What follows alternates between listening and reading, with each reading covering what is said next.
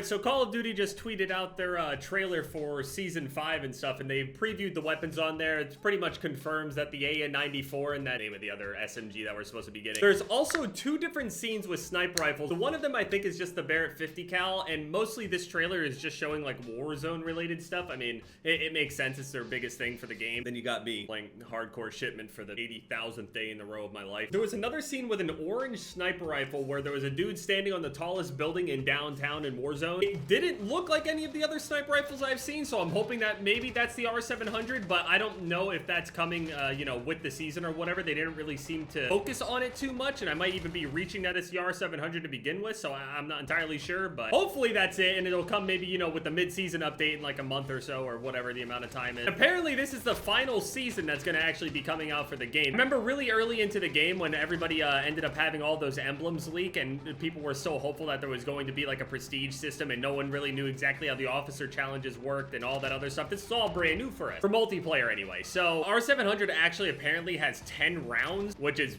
a ton for a sniper rifle, or marksman rifle is what it's supposed to be anyway. But I mean, if it does damage and it has like 10 default, I don't even know what to think, honestly. I'm working on the M13 right now. I finished out the FAMAS. I actually skipped over top of the Odin because I feel like the Odin will be a bit easier to do over the M13. And since this is the last day that I'm gonna have with Shipment, I just want to be able to try to finish the weaker hitting weapons, you know? I know that the Odin's gonna be one shot to two shot kill no matter what mode I'm playing anyway in multiplayer, so it's like, I already know it does a ton of damage, and I'm not gonna be able to sit there and play hardcore whatever other mode unless it's Shipment, so I'm going back into core. Don't want to deal with it, I'll regret it all. And then Warzone will probably have its small updates and stuff. I'm not entirely sure how much they're gonna actually support it or not. The season actually looks pretty good looking at it, so I mean, overall, I mean, this game has had more content than every other Call of Duty we've had in recent years, and we can all get all of the content in its own way better and healthier way than through this whole supply drop stuff is going. So that was the other thing that I was thinking with, you know, Black Ops coming out here, or Cold War or whatever. Treyarch is pretty bad when it comes to these microtransactions, but then again, I'm hoping that Activision and anybody else that has anything to say with how the games are developed and stuff like that, and how the monetization is implemented into the game, I'm hoping that somebody ended up seeing how much, you know, free to play and cross-play and all that stuff, you know, benefited the game.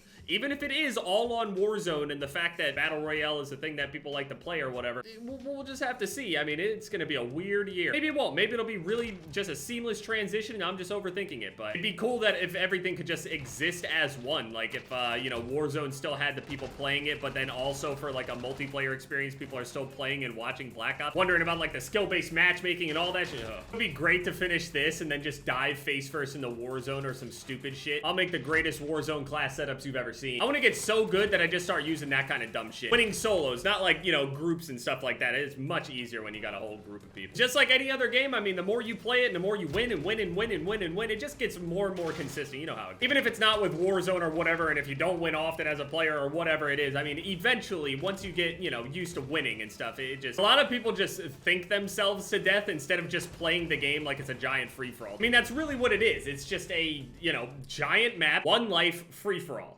That's it. As a multiplayer player, that sounds a lot better to me. It's just a giant free-for-all. In the trailer, they showed that there's gonna be like a whole bunch of different like zip lines and stuff like that. We knew that there were gonna be like zip lines added to go to the top of stadium before, which by the way, the top was blown open and you can actually enter inside of the stadium now. It would have been really cool if that stadium actually had the layout of stadium from the Black Ops games. I know that's obviously it's an Infinity Ward game, but still. They showed that SMG, the AN-94. They had the zip lines that were going up to there, but it seems like those will actually be all around the map along with the moving cargo train. There's a train that you're gonna be able to jump onto and off of, I'm assuming whenever you want, you know, that's gonna be pretty fun to do. Even it'll probably be really risky and kind of like weird and stuff, but it's gonna add a whole new dynamic to the map and the way that people can and won't rotate or will rotate or whatever, either as teams or in solos or whatever. Train could potentially save you if it's going around the map, but it's coming out of like gas and stuff like that, if you can just use it and hop onto it. Like, I'm wondering how that dynamic will be. Will the train be able to even make it to the circle? Will the train be running after a certain point? Could the circle end where a train is? Then you guys gotta like sit in between, like you got one building here, and then the train is going between you guys, looking through the smoke and shit. One of the biggest design flaws and what people really wanted them to do, they hated the area of downtown so much, myself included. Downtown